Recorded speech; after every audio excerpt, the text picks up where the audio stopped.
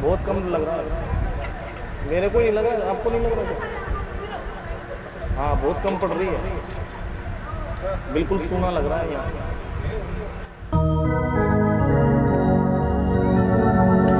बोली गोविंद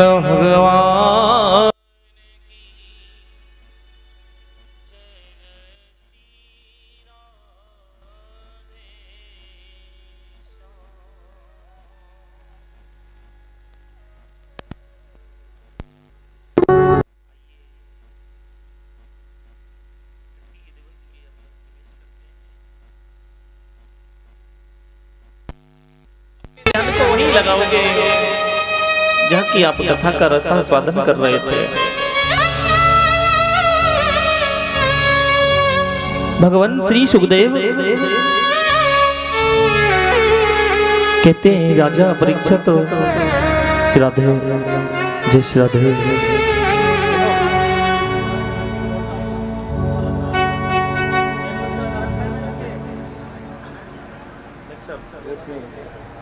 श्राद्धे जय श्राद्धे,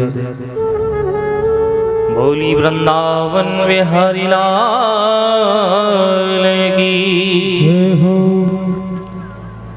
भगवान श्री सुखदेव कहते हैं हे राजा परीक्षित, कल आपने सुना और भगवान श्री सुखदेव बार बार राजा परीक्षित को यही विश्वास करा रहे हैं। देखो राजन, तुम्हें जो श्राप लगे है ना कि सप्तम दिवस में तक्षक नाग डस लेगा, लेकिन एक नाग नहीं, दो नहीं, 10 नहीं, सहस्त्र माने हजारों नाग नित्य प्रतिदिन डसते हैं ना, तो भी तेरी मृत्यु नहीं होगी राजन। क्यों?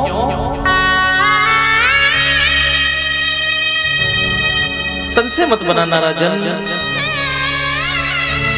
भगवान श्री सुखदेव कहते हैं राजा परीक्षित, आज गोविंद कृपा से मेरी माँ, मेरी बहन, मेरा भाई, भगवान कहते हैं कि सुनो, महाराज जो गौतम ऋषि थे ना, वो नित्य प्रतिदिन गंगा का स्नान करने जाते थे और नित्य प्रतिदिन जब गंगा का स्नान करने जाते थे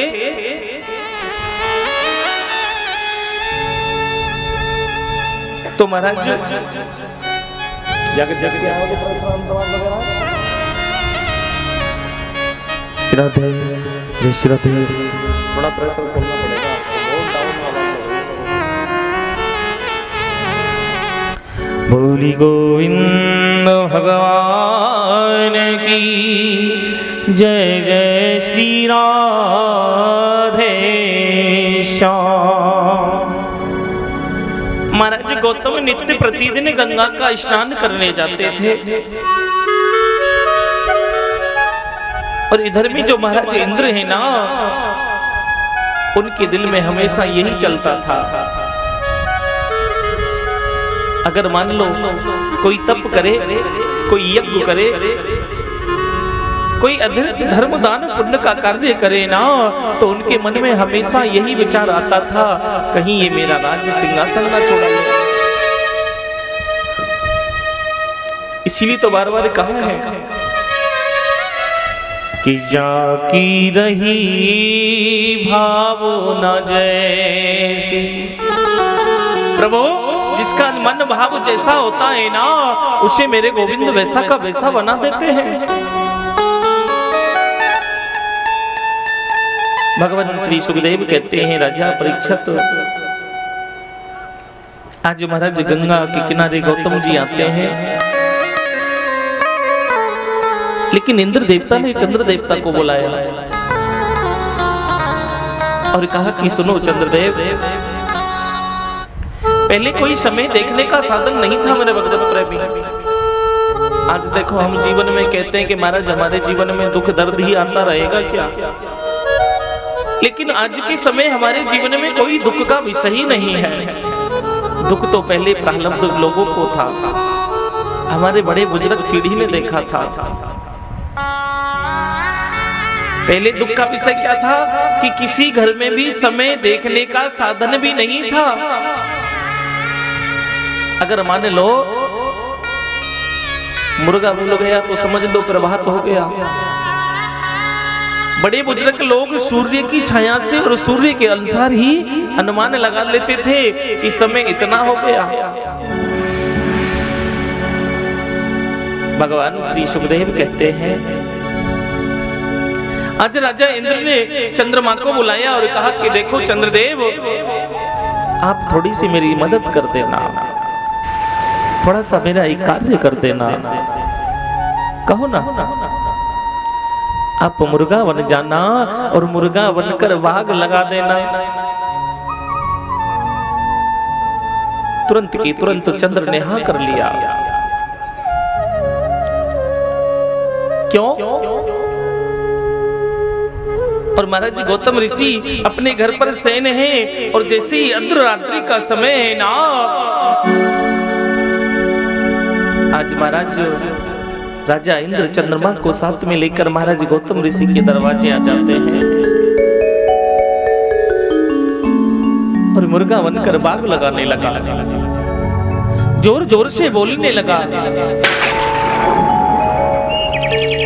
महाराज गौतम ऋषि ने मन में विचार किया कि अब मुझे ऐसा लगता है जैसे प्रभात हो गया हो। अपने वस्त्रों को उठाया, अपनी कमंडल को हाथ लिया और महाराज गौतम ऋषि गंगा के तट चले जाते हैं। प्रेम से कहो गंगे मैया की।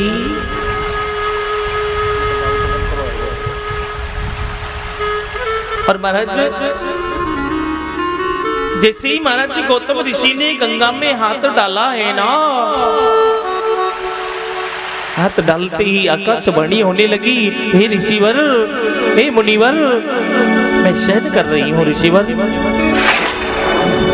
मेरे अंदर हाथ मत डालना ऋषिवर। क्योंकि जल का राजा कौन है? कौन है जल का राजा? जल का राजा है वरुण देव। एक बार प्रेम से कहो, वरुण देव भगवान की जय। वरुण देव एक बार भगवान के पिताजी वसुदेव जी ने भी जल के अंदर हाथ रात्रि काल में डाला था, तो वरुण देव ने पैर पकड़ा और पाताल लोक घसीट ले गए। देखिए, प्रभात पूर्व 4 बजे से पहले कभी जल के अंदर हाथ नहीं डालना चाहिए।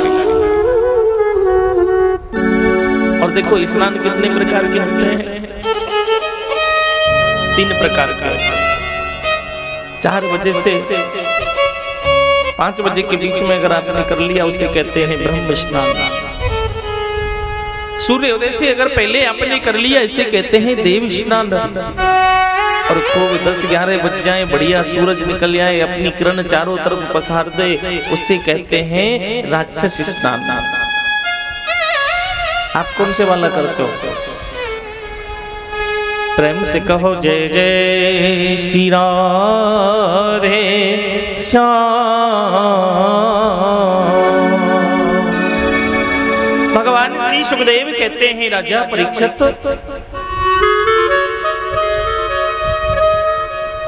गौतम ऋषि कहने लगे, देखो हे माँ गंगे, अब चाहे जो हो जाए, मैं स्नान करने आया हूँ और स्नान करके ही जाऊंगा, बिन स्नान के वापस नहीं जाऊंगा।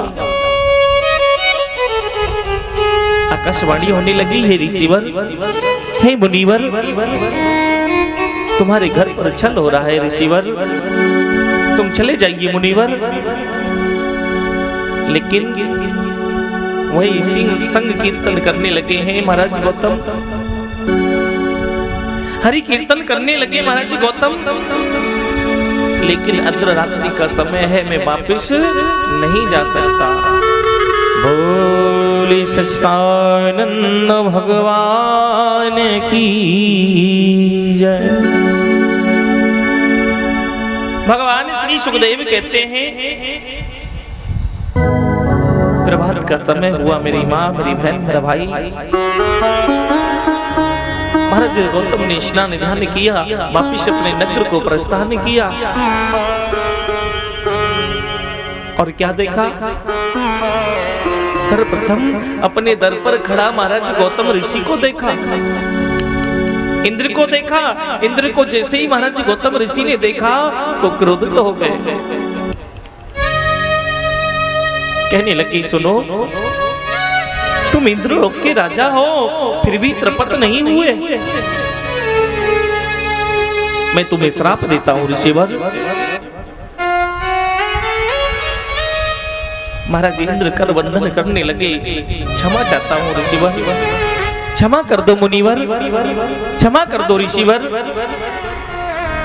लेकिन आपने कल भी सुना, जब जीव को क्रोध उत्पन्न हो जाता है ना, मेरी माँ, मेरी बहन, मेरे भाई, तो उसे अपना पराया बेगाना हान लाभ किसी भी प्रकार का कोई भान नहीं रहता। महाराज गौतम कहने लगे सुनो, तुम जिस वस्तु को मेरे घर पर आए हो मैं तुम्हें श्राप देता हूं,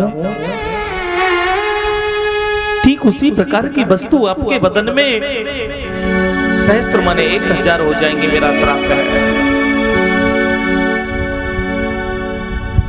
थोड़े और आगे बढ़े और चंद्रमा को देखा और कहा कि चंद्रदेव, तुम इस संसार के लिए प्रकाश देने वाले हो, लेकिन फिर भी तृप्त नहीं हुए ना, मैं तुम्हें भी श्राप देता हूं चंद्रदेव, आज के बाद इस संसार में तेरा प्रकाश नहीं होगा। थोड़े और आगे बढ़े, इनकी पत्नी है जिसका नाम अहिल्या है, अहिल्या को देखा और कहने लगे देवी, तुम चतुर्थ अवस्था में आ गई प्रिय, लेकिन तुम्हें आत्म शांति प्राप्त नहीं हुई, ग्रस्त धर्म से तृप्त नहीं हुई प्रिय, मैं तुम्हें भी श्राप देता हूं प्रिय। रोने लगी और कोटि कोट चरणों में प्रणाम करने लगी, कहने लगी स्वामी, मेरा कोई दोष नहीं है स्वामी, मैं जानती नहीं थी उस दुष्ट ने आपका रूप धारण करके मेरे पतिव्रता धर्म को नष्ट कर दिया है प्रभु। लेकिन भगवान महाराज गौतम ऋषि क्रोध में आकर कहते हैं कि सुनो, मैं तुम्हें श्राप देता हूं, तुम भी पत्थर की शिला हो जाओ, मेरा श्राप है। थोड़े और आगे बढ़े, अपनी पुत्री अंजना को देखा और कहा बेटा, तुम भी सब कुछ देखती रही लेकिन कुछ मुख से बोली नहीं। कहने लगी पिताजी, मुझे तो कुछ ज्ञात ही नहीं था, मैं भला क्या बोलती पिताजी। मैं तुम्हें भी श्राप देता हूं पुत्री, तेरे कुंवारी के उदर से पुत्र की प्राप्ति होगी, मेरा श्राप है। आए हाय मेरे भगवत प्रेमी, इससे बड़ा कलंक जीवन में दुनिया में कोई नहीं हो सकता। रो पड़ी है मां अंजनी, धरण पे पछाड़ खाने लगी और मन में विलाप करने लगी, विचार करने लगी। और थोड़े से आगे बढ़े, इनके यहाँ एक केसरी नामक का बंदर रहता है, उसे देखा और कहा तुम भी सब कुछ देखते रहे लेकिन फिर भी कुछ नहीं बोले। कहने लगा प्रभु, मेरा कोई दोष नहीं है, मैं नहीं जानता था प्रभु, मैं तुझे भी श्राप देता हूँ। जो माँ बहन गर्भवती होगी तुम्हारे मुखार बिंद को दर्शन करेगी, उसके पुत्र का मुख तुम्हारे मुख जैसा हो जाएगा, मेरा श्राप है। देवता लोग सब एकत्रित होने लगे और चारों तरफ त्रायमान होने लगा, मेघ गरजने लगे, बिजलियां तड़कने लगी। सब ऋषि मुनि मान त्राहिमाम करने लगे। हे ऋषिवर, आप धैर्य धारण कीजिए, ऋषिवर आप शांति धारण कीजिए, मुनिवर। कल भी आपको मैंने क्रोध के बारे में बताया था। मेरी माँ, मेरी बहन, मेरा भाई, जीव को जब क्रोध उत्पन्न हो जाता है, आपने 30 दिन के अंदर कोई धर्म किया है, कोई दान किया है, कोई पुण्य किया है, कथा भागवत इत्यादि का रसा स्वादन किया है, अगर एक दिन आपको क्रोध उत्पन्न हुआ तो 30 दिन का धर्म दान पुण्य गोविंदाय नमो नमः सब कुछ नष्ट हो जाता है।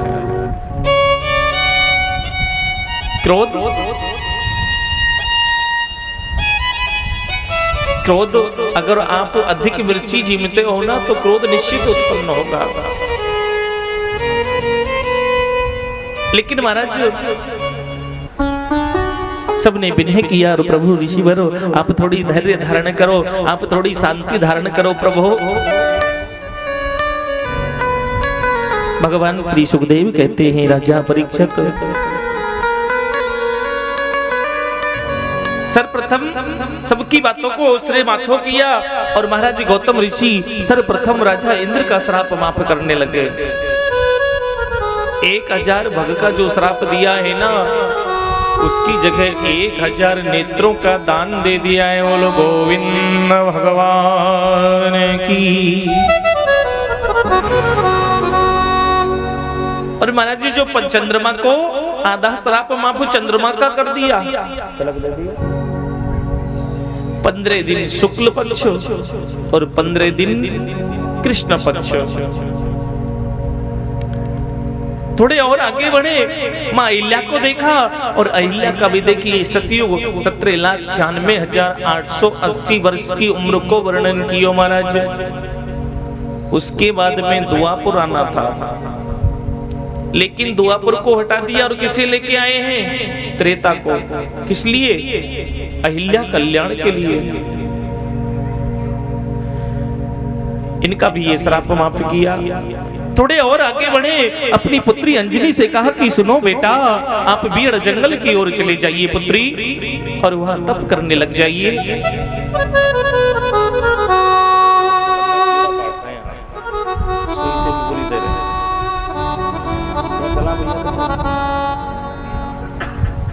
बोल सच्चिदानंद भगवान की जय। जय श्री राधे श्याम।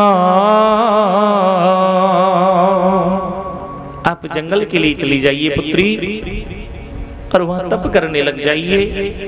केसरी नाम का जो बंदर है उसे भी बुलाया और कहा कि सुनो, आप इनकी रक्षा करना।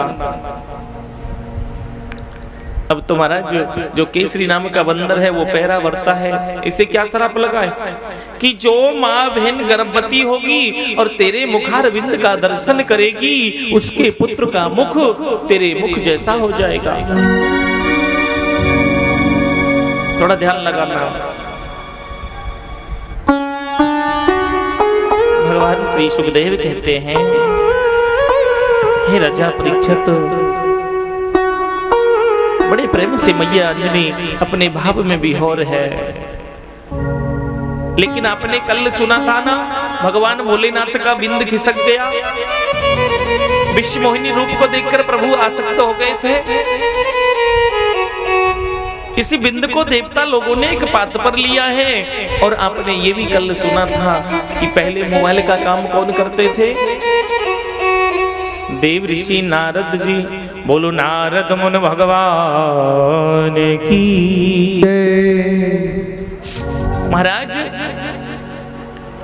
देव ऋषि नारद आए और देव ऋषि नारद ने आते ही देखा और भगवान को शुभ समाचार दिए। देखो महाराज, जिस बिंद को लेकर आप चिंतित हो, सबके मन में ये विचार चल रहा है इस बिंद का क्या किया जाए। अब मैं एक सुंदर सा उपाय ढूंढ कर आया हूं। मृत्यु लोक के अंदर मां अंजनी तपस्या कर रही है। उनका कोई गुरु नहीं है। देखिए आज भी हमारे जीवन में इतनी अनभिज्ञता है, हम लोग घर में जब गुरु नाम लेने की बात करते हैं ना, तो कुछ माता बहनों को कुछ घर में लोग ऐसे बोलते हैं, मैंने तो महाराज भगवान को ही गुरु मान लिया। कोई कहता है कि महाराज मेरे पति जी ने तो ये कह दिया कि जब तक मैं बैठा हूं तब तक गुरु की क्या आवश्यकता। लेकिन ये अपना अपना भाव और विचार है। 24 अवतारों में मेरे गोविंद अवतरित होकर आए, लेकिन उनको भी बिन गुरु के उनका भी इस सुधाम नहीं गए, इस मृत्यु लोक से नहीं गए, उनको भी आकर यहाँ गुरु धारण करना पड़ा है। बोली गुरु गोविंद भगवान की जय। भगवान श्री सुखदेव जी वर्णन करते हैं, राजा परीक्षित अब तो भगवान भोलेनाथ स्वयं मृत्यु लोक आ गए। बोली उमापत भगवान की जय। मां अंजनी को तप करते हुए देखा और भगवान भोलेनाथ कहते हैं, कहो बेटा तुम्हारा कोई गुरु है? कहने लगी महाराज मेरा तो कोई गुरु नहीं है। सुनो, मैं तुम्हें गुरु दीक्षा दे देता हूं पुत्री। जैसी आज्ञा प्रभु। अब देखिए एक भ्रांति हमारे भारतवर्ष में बहुत है, हम लोग कहते महाराज जी गुरु तो मेरा भी है। कैसे लिया गुरु नाम? गुरु की एक आड़ होती है। बोले महाराज मेरे कान में फूंक दी थी। गुरु कभी फूंक नहीं देता। सुनिए फूंक देने से क्या होता है। इधर भगवान भोलेनाथ फूंक दे रहे हैं मां अंजनी को, और लिखा है शंकर सुवन केसरी नंदन। इसीलिए तो कहा गया है तेज प्रताप महा जगवंदन।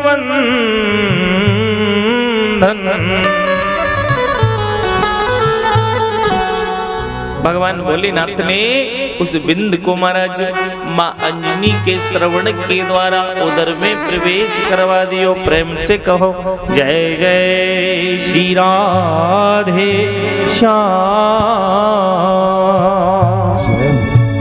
एक तो प्रकट आपने ये सुन ही लिया, लेकिन रामचरितमानस में एक लोगों ने भ्रांति फैला रखी है कि महाराज जी हनुमान जी प्रभु श्री राम के सगे भाई थे। हाँ ये बिल्कुल सत्य है, थे। और आज सुनोगे आप इस बात को भी आगम कथा में। बोली हनुमंत लाल की जय। प्रभु का हनुमान जी का प्राकट हुआ, और देखिए हनुमान चालीसा लमसम आज 99% लोगों को याद है। और कितनी सुंदर सुंदर बातें लिखी हैं। और देवता चितना करें। किसी देवता को आप दिन में दिमाग में मन में न लाएं, और देवता चित न धरें। हनुमत से सर्व सुख करें। ना से रोग हरे सब पीरा। जपतु निरंतन हनुमत बलवीरा। एक बार भाव से और प्रेम से कहो श्री हनुमंत लाल की जय हो। जय जय श्री राधे श्याम। और देखिए जहाँ प्रभु हनुमान जी महाराज का एक बार वासा हो जाता है, जहाँ उनका डंका बज जाता है, वहां तो महाराज आनंद ही आनंद हो जाता है। बोलो आनंद कंद भगवान की हो।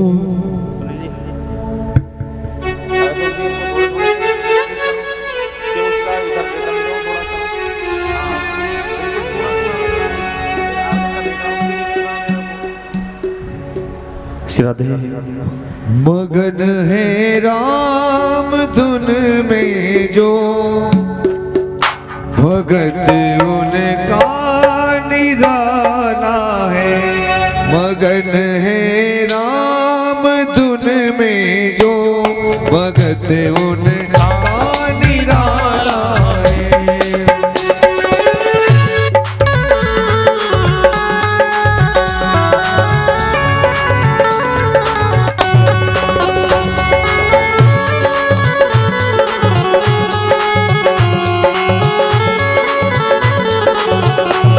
मगन है राम धुन में जो भगत उनका निराला है।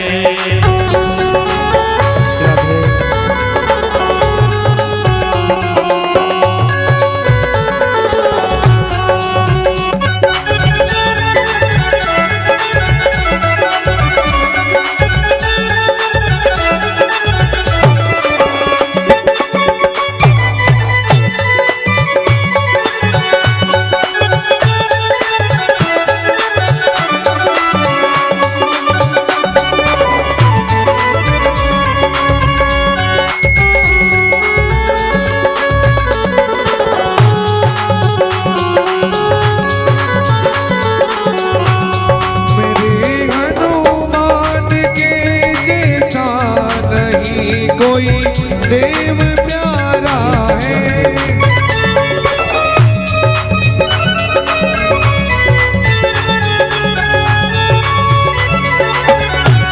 शरण में आ गया जो भी, शरण में आ गया जो भी, उसे तूने संभाला है। शरण में आ गया जो भी, उसे तूने संभाला है।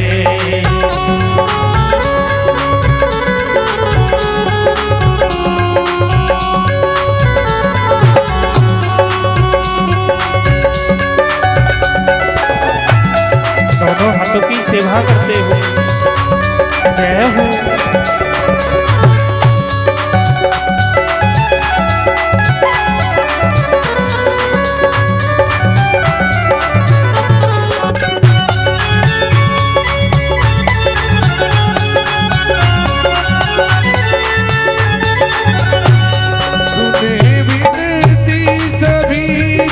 जो इन्हीं को याद रहती है।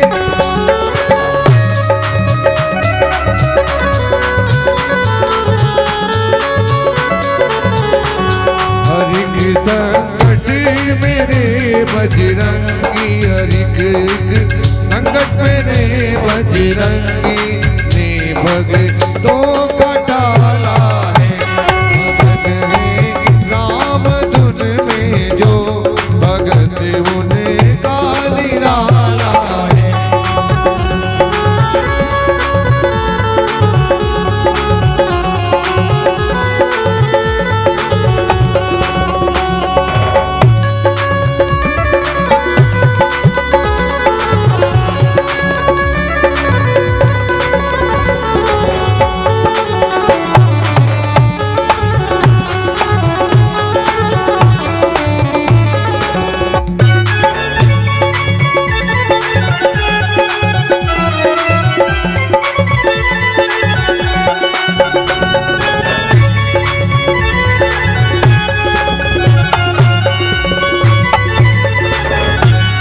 झुकाकर शीश चरणों में सुनाया हाल जिसने,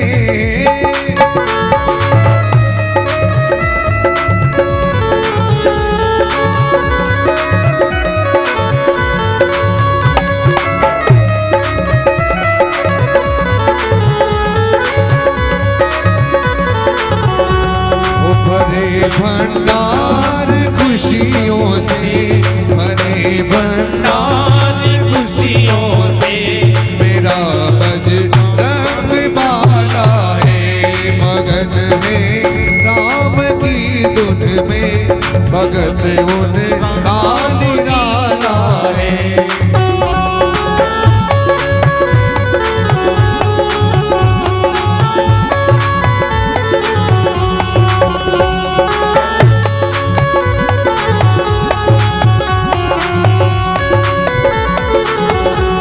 मगन है राम धुन में जो, भगत उनका निराला जो, भगत उनका निराला है। भगत उनका निराला है।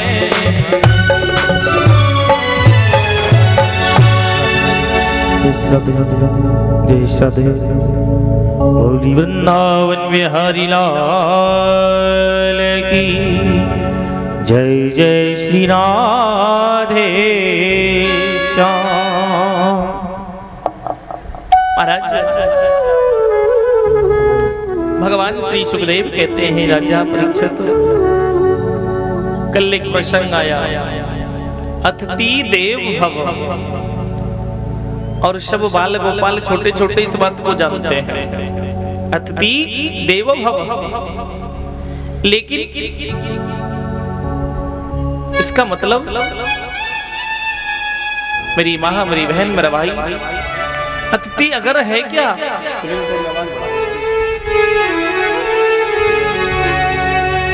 आपके मामा जी आए हैं ना, उसकी अतिथि में गिनती नहीं है मेरी माँ, मेरी बहन, मेरा भाई। क्यों? वो स्वार्थ है। आपके फूफा जी आए, आपका जमाई आया, वो एक स्वार्थ है। मोटा गड्ढा आपको बिछाना है, सुंदर बेरे सीट तकिए लगाने हैं। अनासुरते कर्म फलम, जो आपने विचारा ही नहीं, जिसे कभी जानते ही नहीं हो, कभी देखा ही नहीं हो, जिससे कोई स्वार्थ ना हो, बिन लोभ के अगर आपने सेवा की हो, जिसमें कहीं से कहीं तक अपना स्वार्थ ना ढूंढा हो, सेवा करने से पहले तनक भी मन में कोई विचार ना आया हो। क्यों? लिखा है बाबा सुखदेव ने, घर पे आए साधु, अगर मेरी माँ, मेरी बहन, मेरा भाई, कोई भी संत आया है घर पर, कोई भी ब्राह्मण आया है, घर पे आए साधु ब्राह्मण वैष्णव, और दीजे 4 रतन। क्या क्या देना है? घर पे आए साधु ब्राह्मण वैष्णव,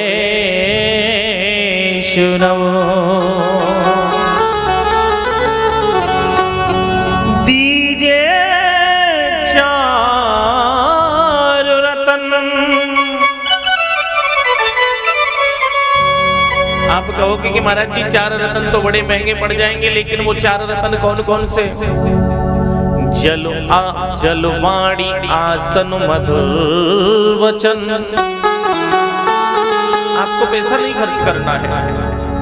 जलवाणी आसन मधुर वचन, और क्या देना है?